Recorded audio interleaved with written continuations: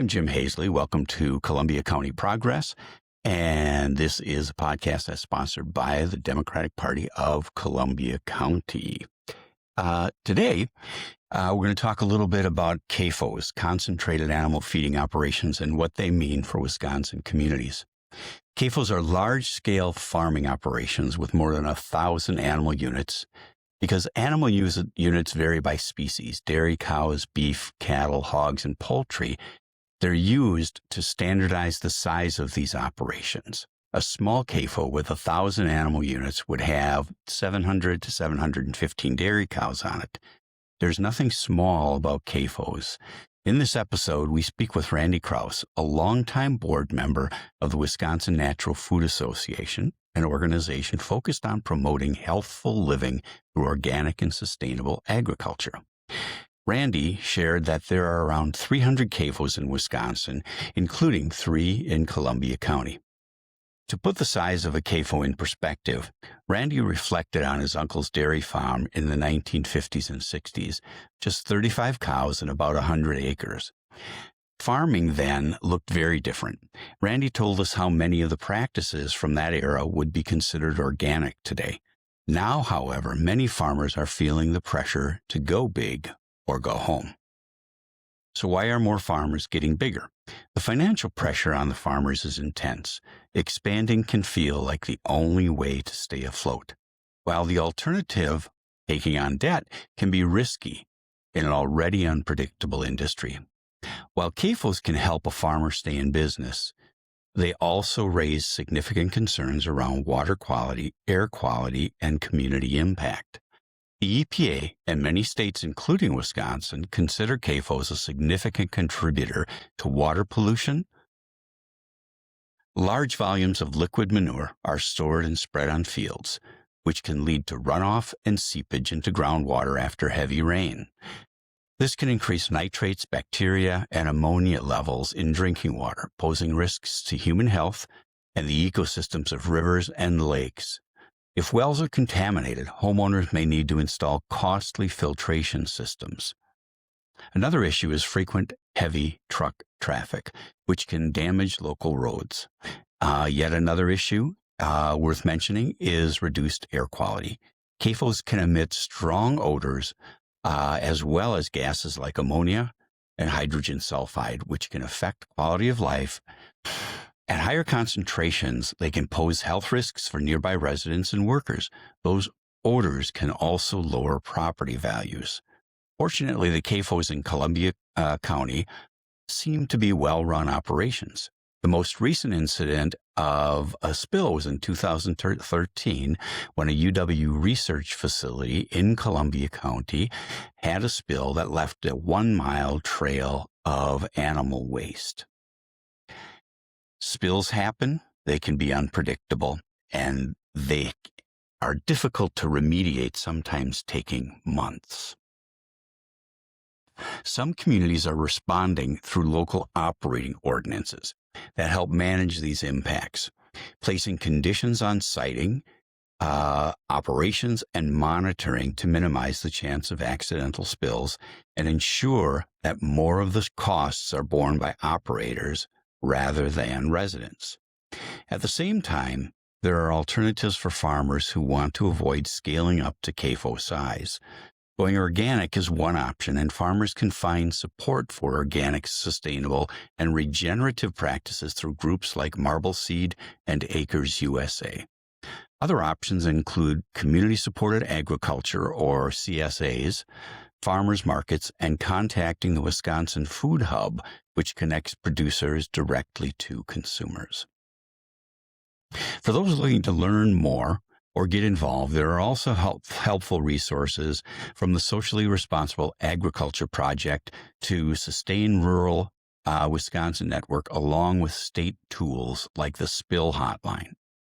CAFOs are a complex issue tied to economics, environment, and community well-being. We invite you to listen to the full episode to learn more. Hi, and welcome to another edition of Columbia County Progress. I'm Mark Stover. I'll be your host today. We're talking with Randy Krause about CAFOs, consolidated or concentrated animal feeding operations. There's several in Columbia County, and there are around the state as well. Randy has been working on the issue of CAFOs now for a while. How long have you been working on the issues of CAFOs? For years, I was involved with the group Wisconsin Natural Food Associates. Okay. And our focus with that group was to promote organic and sustainable agriculture. Okay. So from the very beginning, so I'd say 15 years 15 probably. years. Okay. Yeah. And there is a big CAFO, one that was in the news recently because it was connected to some other things that were going on in town of Arlington, and you live in town of Arlington. Correct. So this is also not just something that's abstract, but related to your personal space in the world here too. Let's ground our listeners here just a little bit with regard to CAFOs. Concentrated animal feeding operations. What is that? It's basically where you farm by not keeping the animals on pasture. Okay. You keep them in a confined area, bring their food, their water to them, extract the milk and the sewage from them, but they stay basically under huge barns that are acres in size. Yeah. And then the operator has to, has to spread the manure through, he gets permits from the state DNR, he or she. And they spread the manure on many available fields. Okay. And they get permits for each field. And a lot of what we're seeing in Columbia County, the waste is actually generated at a farm in Dane County. The very farm that was hoping to sell land for the data center in the town of Vienna. Okay. And so that waste is coming up into Columbia County from Dane? Okay. All right. I guess I did not know and that. I did not know that either until I got some mapping from SRAP, the Socially Responsible Agriculture Project. Okay. They have available to really anyone who wants it, a GIS mapping program. Okay. And you can look at that map and click on the field, and it'll pull up the permit number, and then you can cross-reference that with who owns that permit and where they're located. And the farm that's in, or the CAFO that's in Dane County is owned by the same people as the one in Columbia County, so it's not like they're dumping it on somebody else's property. No. Yeah. No. Okay. So let's talk a little bit more about the size of a CAFO. What defines a CAFO? An animal unit. Okay.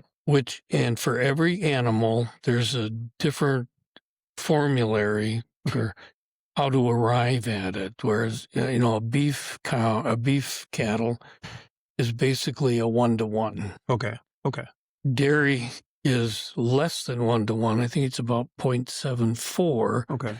Because they have to factor in lactating cows, adults, calves working their way up. Okay. And then there's chickens or poultry, which are less than one, like a third of an animal unit. So it's a way to standardize the size of the animal and therefore the size of the amount of manure that's coming out and water that's going in and exactly. et cetera. Okay. So you mentioned beef cattle, dairy, poultry, turkeys, I guess, hogs, chickens. Okay. Hogs are a big one, and Iowa is like ground center. I bet, on CAFO pollution due to hog production. Okay. And 10 years ago, I believe, hog producers tried to move into Bayfield County, way up, like where the water runs into the wild rice beds on Lake Superior. And a group up there fought them and basically kicked them out, denied them permits. Okay. So All right. So CAFOs are a thing across the state. I think we've said there's 3 here in Columbia County. Mm-hmm. Do you know how many there are across the state? Is there a rough estimate? 330 is 330. 330. Wow. And but you can't do on the internet. You can't get a straight answer. They Oh. give you a range, Yeah. and then the range averages about 330. Okay. So CAFOs are a thing across the state of Wisconsin, especially probably in the rural areas. Well, so and it's not unusual in across the country, really. Across the country. Yeah. Okay. So let's talk about how you get to be a CAFO. I've heard it said that in farming these days, it's either go big or get out. Mm-hmm. So and just for the listener's sake, my wife's family has a dairy farm. At a dairy farm, they now have a beef cattle operation. It's not a large one; it's a family-owned one. Mm-hmm. But they are under a lot of pressure, and it's probably not going to be a farm for very much longer. So, on the one hand, you've got a family farm that is either needing to go big or go out. On the other hand, you've got these large, industrial, agricultural locations, CAFOs. What are the options for farmers these days to stay in the business? There's several options. Okay. Some of it is to go the organic route. Okay.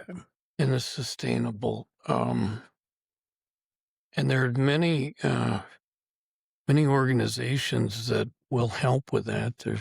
One of them is called Acres USA. It's the largest publication that focuses strictly on production agriculture, so production at scale in a sustainable way. Okay. And then there's Moses, which used to be called Moses, Midwest Organic and Sustainable Education Services, based out of Viroqua, Wisconsin. They changed their name recently to Marble Seed, which, and it comes from a space view of the Earth. It looks like a little marble down there. Okay. So there are options, but even, you look at the Amish community, they've been farming, not certified organically, but their practices are very much organic and sustainable. And even they're under some pressure, and some of them have gone into the CAFO route. So it's going to be a challenge one way. Oh, yeah. And there's just no magic bullet. Yeah. Yeah. Well, so let's set that aside for a minute. Maybe we can come back to that. But to further define CAFOs and the concerns about CAFOs, so you mentioned earlier, manure spreading on fields. Mm-hmm. What are some of the other environmental concerns that people have with a CAFO? Odor, air quality, the runoff and the groundwater, damage to roads, because you're running multiple. So, the farm in Ridge Breeze Dairy, I watched that hearing. This is up in Pierce County. Yes, but they spread over 7 counties. And those spreading fields affect 2 major trout streams. But the numbers from them, 80 million gallons of manure per year. 80 million. Right. Okay. And their animal numbers are very similar to what we're experiencing here with the expansion of the CAFO in the town of Arlington. So I looked at the number of residents in the town of Arlington and the area in the town of Arlington. Those numbers hold. Every acre would need 3,125 gallons put on it per year. 3,000 gallons per acre per Right. year, a little more than 3,000. Right. So I've got a little mini farm, hobby farm. Yeah. It's a little over 10 acres. So we're talking about 35,000 gallons of manure per year. In such a small space. Yeah. So there are rules and regulations regarding the spreading of manure. Mm-hmm. Are those regulations capable of addressing the large amount? I mean, 80 million gallons. Well, the issue is the regulatory agencies and DNR, they're understaffed, underfunded. Sure. They're certainly doing their darndest to keep all Wisconsinites safe and healthy, but they're overwhelmed. And the people who have gone the CAFO route, they're really well-intentioned too. I was going to say, yeah, it's their land as well. Yeah, but they can't do it all themselves, and they have to contract with other people to carry and haul and spread. And, okay. We're at such a scale with farming that the chance for something going wrong is going to happen sometime. Well, and it has. And it has, yeah. A couple of different places around the state. There's the Pierce County issue that we were talking about, and I think there was one closer to home here in the western part of the state earlier, or late last year. Yeah, okay. No, it's February. In February, I'm thinking of the Fishkill. Yes, that's what I was thinking too. Okay. Mm-hmm. So, could you describe that a little bit? What happened in some of these problem areas?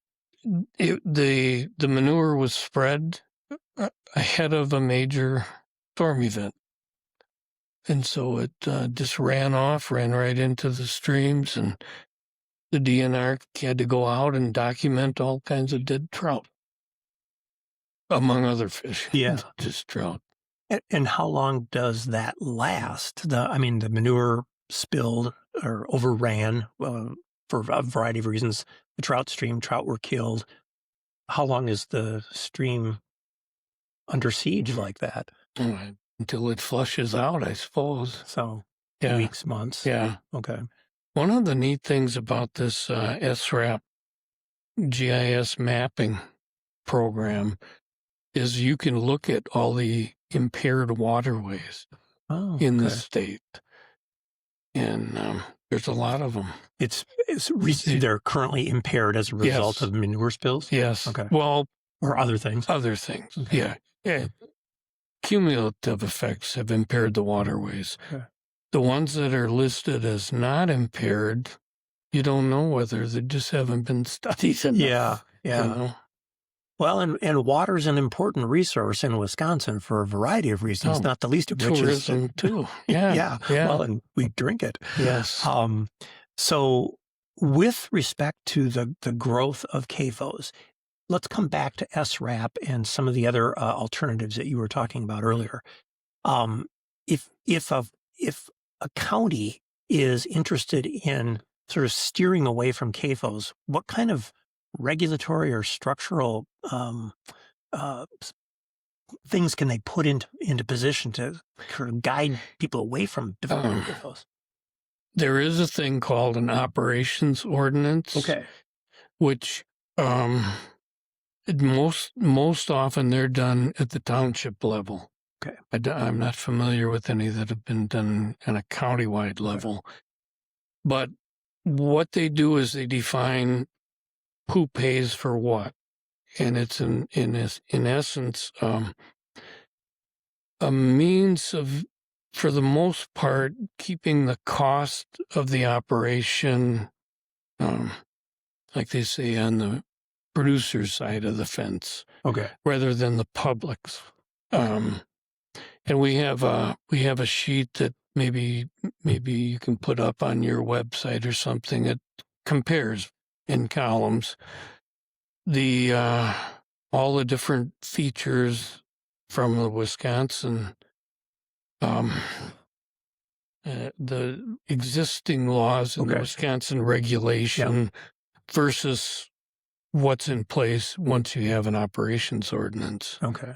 And an operations ordinance it really isn't going to prevent anything. It's just going to change the cost. And having one in place might say to someone who's thinking about relocating a CAFO in my backyard that I'm watching. Yeah, yeah. We hope. Are operations ordinances a fairly new structure? Is this No. No, okay. They've been around for a while. It's just one more thing to get caught up on. Yeah, yeah.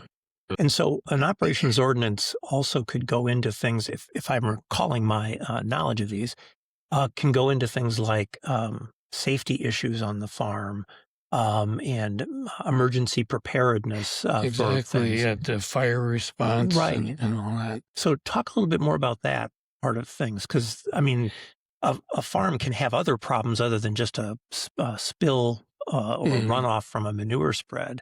What else would the operations ordinance cover? Well, it would set up a procedure for paying for the fire protection, Okay. and it would put a procedure in place so that everybody on the farm at least knew what exactly to do Okay. when in a timely manner. Yeah. Yeah, sounds much like any large operating manufacturing facility, for instance, would also have those procedures in place in order to mitigate. Safety manual. Correct. Exactly. Okay. All right, so let's talk a little bit more about some of the resources that you talked about earlier. Now, the Social Responsible Agricultural Project, SRAP, is that a Wisconsin thing alone, or is that national? Tell us a little bit more about SRAP. It is a national project, and this is a little bit of a sidetrack, but one of the things that I am trying to do is work with part of a group, Friends of Rowan Creek. Okay. Right. Locally. Yep. Yes. And SRAP has a program that they call Water Rangers Monitoring. Okay. And they provide training and test kits and any assistance you need for groups that want to go out and monitor certain waters. Okay. And so we're put a plug in for this. The Friends of Rowan Creek is having their annual meeting on March 26th in the Poinette Village Hall, 6:30 p.m. And a couple of us who are part of the group have gone through this training, and we'll be presenting to the entire group and trying to get together a whole team who's willing to share responsibility for going out and monitoring the streams every 2 weeks. Okay.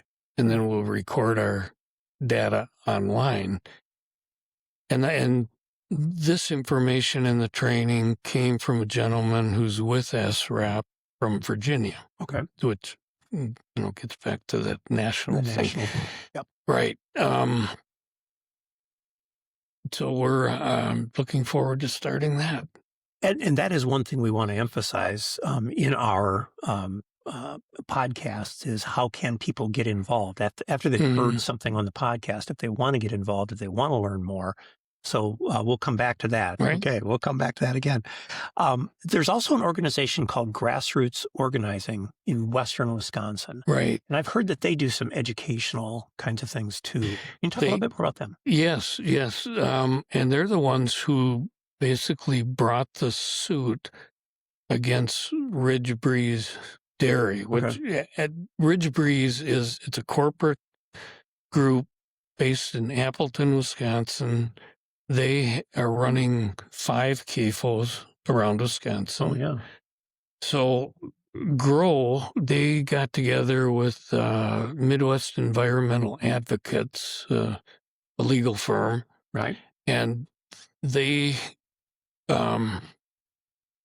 forced the DNR to hold a hearing on this expansion. And it took a day and a half just recently. I don't think that the judge has issued a ruling yet, but odds are they'll get their permit. But there's been a lot of publicity about it. Yeah, and it's on record. Right. Going on. The thing I wanted to talk a little bit more about with respect to grow, too, is that if I recall correctly, weren't they doing some training in how to do operations ordinances? Weren't they helping people figure out how to put those together? I know SRAP is doing SRAP, that. okay. I'm not sure about grow. Okay, I could have that confused. And so it's interesting that they're helping communities across the state to figure out how to do more common sense regulatory kind of approaches to things in order to make sure that the Commonwealth is protected. Right. And if I can just say here too, that to get a DNR hearing on a permit, it only takes 5 people requesting it. Really? Yeah. Only 5. So my wife and I are 2. Yes. Well, and that speaks to, really the power of, local people getting involved with things that are important to the local community and, holding the government accountable in some cases. Yeah. And it also speaks to the willingness of the regulatory agencies to hear. Good point. Contrary views. Yeah. Good point. That's probably a throwback to more progressive times in Wisconsin. But that's a good point too. What else would you like to make sure that our listeners understand about not only the expansion of CAFOs, but what they can do to get involved and what other things are going on in the state? What else would you like to add to make sure that they know? There are some bills going through the legislature. Okay. Or they started through the legislature last year and were vetoed. It will probably resurface this year, but I couldn't tell you the number of it. Oh, that's okay. That's okay. But there is interest at the state legislative level on managing the expansion of CAFOs across the state. Okay. And right now the legislature's out of session anyway. So. Yeah.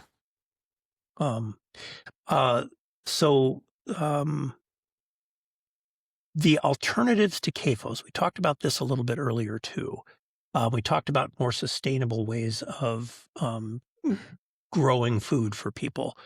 Are those ways that are more sustainable, are those also economically supportive for local farmers? I mean, you talked a little bit about the Amish being able to do that, but that might be a different sort of culture than typical folks in Columbia County or beyond. Yeah, no, there's a big organic movement, and even not just organic, but just the sustainable and regenerative agriculture. Okay. Amish are just a small part of that. Fair enough. And this Marble Seed organization is a great organization to get resources, and they have the annual meeting conference. Used to be held up in La Crosse. I think it still is. Okay. But that's a great place to meet producers and meet your fellow agricultural farm producers. Folks that are interested. Yeah. Is the company Organic Valley involved in that at all? Yes. They're in Big Brokeland? time. Yeah, Big okay. time. Just curious. So I guess where I was going with that question is I can understand from an economic standpoint how having a CAFO could allow you to sell lots of beef or lots of milk or other dairy products. If you're running a more sustainable operation, you're probably selling less outcome of the farm. And so is that sustainable for a family farm? It's the old go big or get out thing. Right. Well, and the people who have not gone the go big route, they don't have nearly the costs and equipment and everything that the others do. Okay, so they just, well, no matter what it is, whatever business or whatever farm, you got inputs, you got costs, and you got production and what you sell. Okay. Yeah. I see where you're going. There's with that. balancing Yeah. that Yeah. can be done. Yeah. All right. So then there's not, are you saying that there's not a distinct going figure? In my mind, no. Mm-hmm.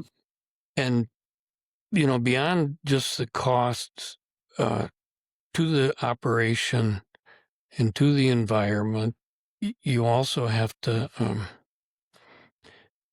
look at the environmental and societal costs. Sure. And Yeah. those are not on any balance sheet. Like, Yep. in the case of CAFOs and putting all this additional manure and nitrates on the ground, I had to keep my nitrate levels underneath the state minimum or maximum. Mm-hmm. I had to put it in the reverse osmosis system.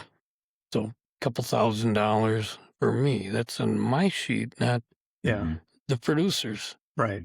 It doesn't hurt his profit at all. Yeah. Yeah. Yeah. So that's sort of that socializing of the cost of doing business like this.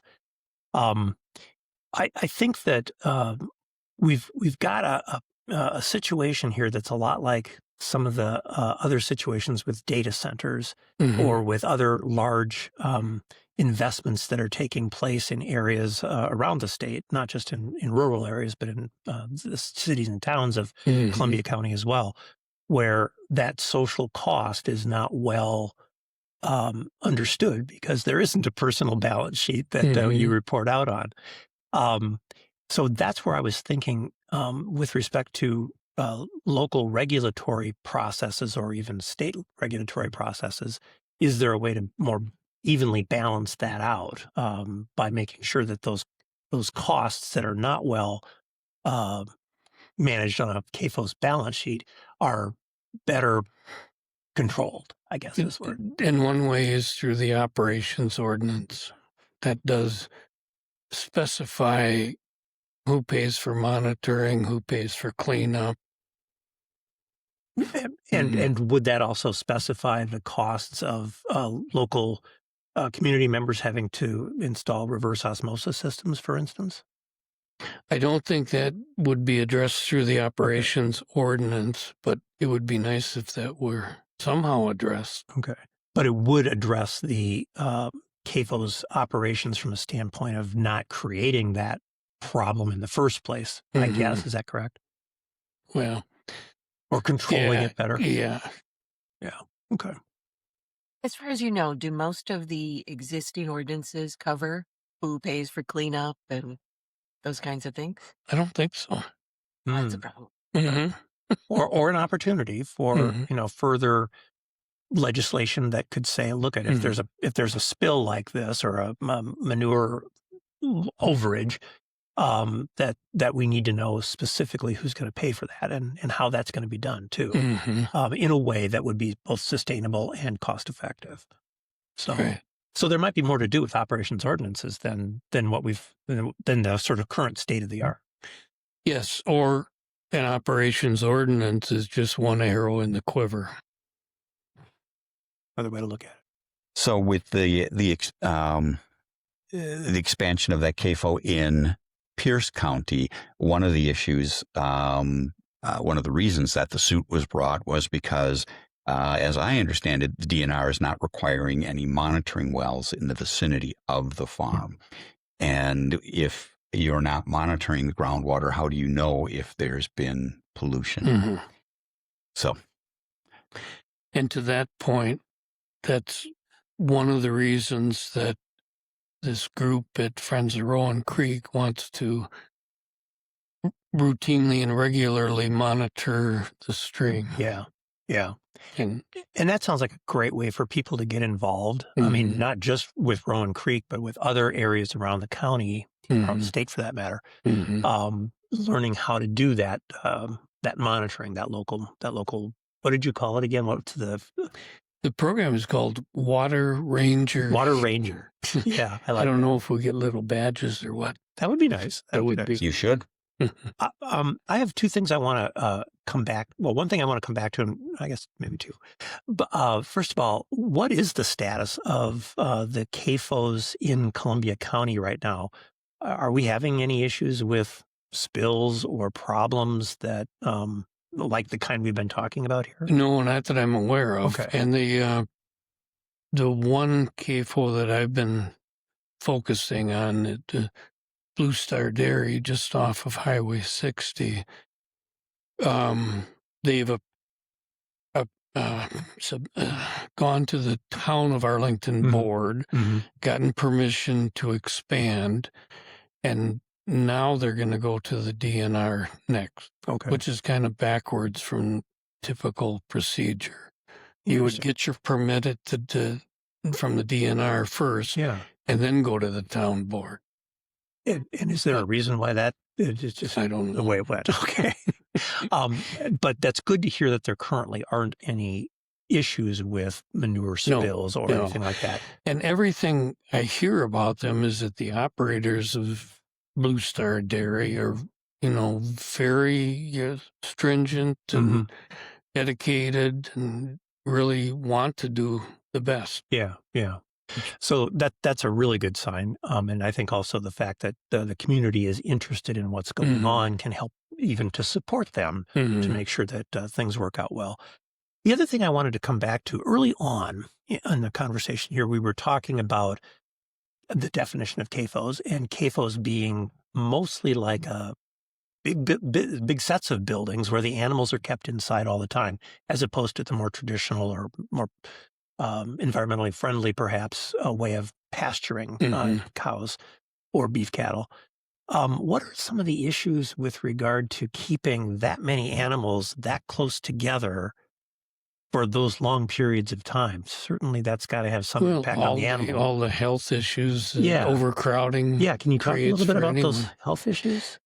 No, I'm really not the one to do that. There's some issues with poultry, though, with avian flu. Yes. Maybe you can talk a little bit about that. That's true. And recently in Jefferson County, there have been at 2 different farms, avian flu has been detected, and they've had to kill the entire flocks. Okay.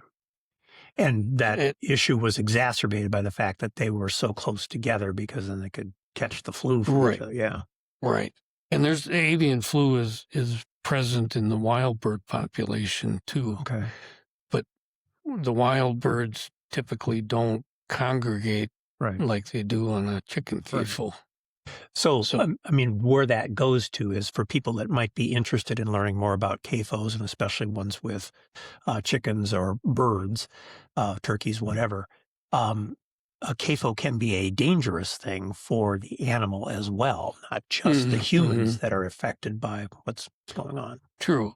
And there have been instances of, dairy CAFOs where they had a massive fire.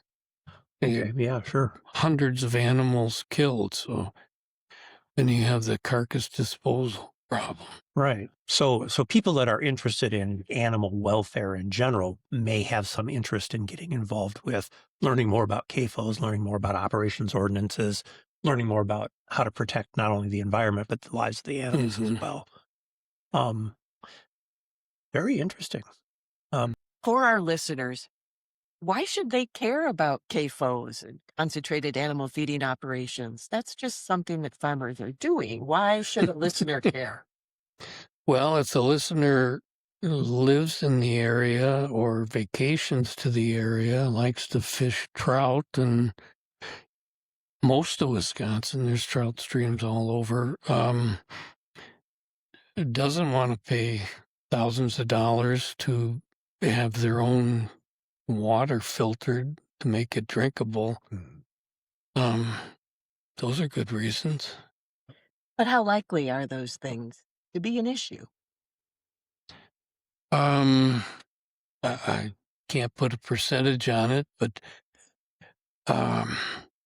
given the problems we've had just in the last year, I would say pretty significant. Can you talk about some of those problems? Well, the runoffs, in particular, they're worse with hog farms, hog operations. They have pretty much destroyed a lot of the streams and a lot of the waterways in Iowa. And you can, at some of their spill events, you can just see the pictures of chocolate water flowing down the stream. And then that harms the oxygen level of the water and kills the fish. I think a really concrete example of that, Anne, is what happened with egg prices a little over a year ago, where because of, and it wasn't any president that caused these prices to go up, nor did any president bring the prices down. But what caused it was exactly what Randy talked about on a larger scale, where the avian flu infected significant numbers of chickens, and therefore they needed to be killed. And because of the concentration, that impacted a large percentage of the egg production in the country. And so we saw eggs at 4, 5, 6, 7 times as much as they normally sell for. So, I guess the other issue too is the level or how you manage risk. Even if an event is a low opportunity or probability, if the outcomes are disastrous, then you probably want to put more effort into managing that risk up front. Operations ordinances, fencing, changes in operations, all that kind of stuff. So even if it's only a 1 in 100 occurrence, but it's a devastating occurrence, then it makes sense to have some kind of protections and processes in place.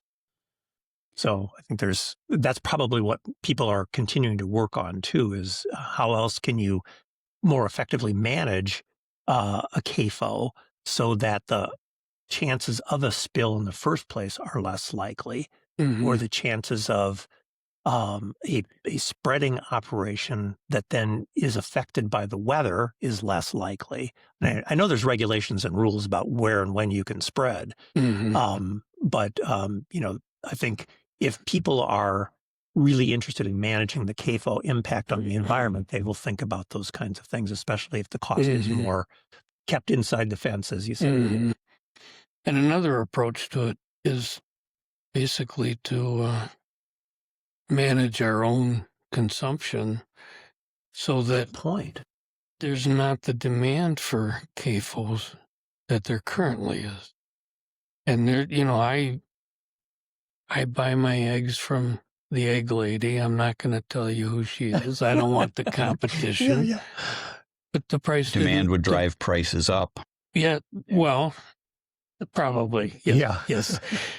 But we can all, through our consumer habits, define the world we live in. That is a really good one. Yes. So going back to the whole question, I found in this section talking about when operations are regulated.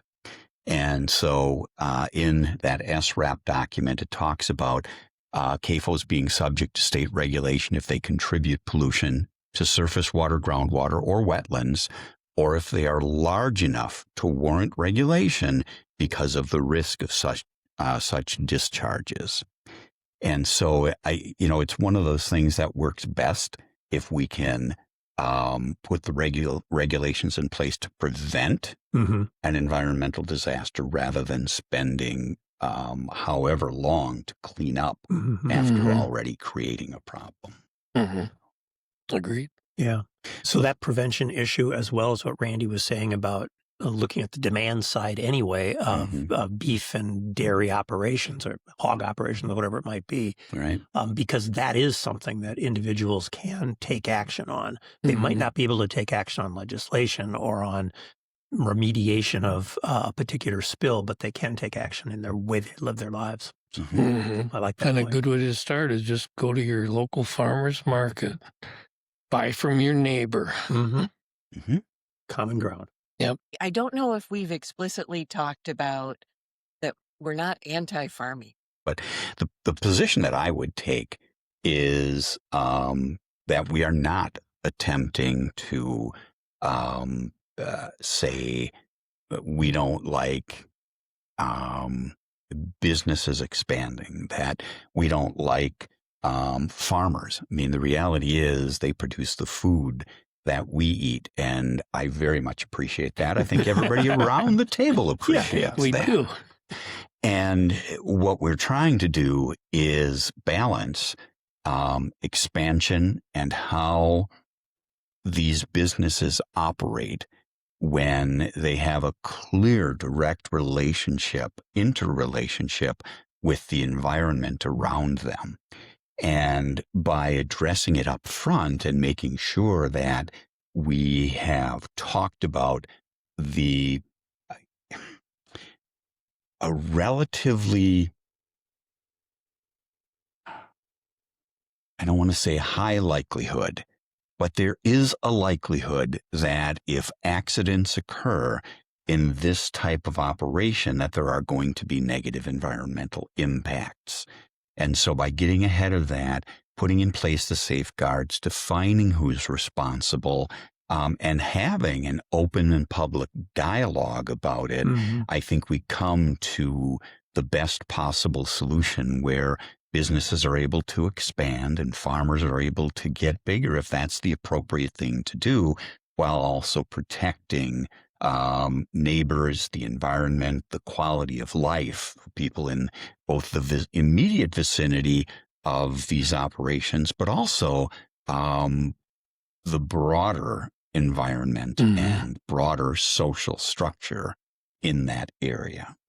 Boy, that was It's all risk management. Well, yeah. It is risk management. Let's talk about that. Why? There's two levels with what we were talking about before, right? And that's, is an operation large enough that they come under regulations, and then are the regulations adequate? And so even what I'm seeing from this chart, which we will put up on our website, even if a CAFO is regulated, there are many, many areas that are not addressed. And so the net result of these, when I look at this table, is that should an accident occur, that the cost is going to be borne by the broader public than it will be by that business. And my personal perspective is that the costs should be the offset to the profits that a business is making, and especially large corporations. I agree wholeheartedly. And we're at a good time of year to talk about this right now, tax time. Everybody complains about taxes, but taxes are what gives us roads. They plow the snow. So why not just focus more of our tax money on keeping our food supply safe and healthy? Yeah, it seems like a food supply would be a pretty important thing to focus on. Yeah. I think the other aspect of this that I think is beneficial for the community as a whole is that as people listen to the podcast, maybe they never knew anything about CAFOs before. Now they know something more, and they know there's some things that are going on locally. Even if they live on the other side of the county from where the CAFOs are currently located, they're now more in tune with how their community is operating and what some of the folks that run farms are dealing with, and what some of the folks that live near a large concentrated animal feeding operation are dealing with. So the more that we can learn about how things are running in areas across the county that we maybe didn't know about before, the closer the community can become. Should we all sing Kumbaya now? Well, I think part of what we want to do with this podcast and what we're trying to do with our outreach and education, or our outreach across all the different channels of communication that we have, is helping people to understand a little bit more about the kind of things you just mentioned, Randy.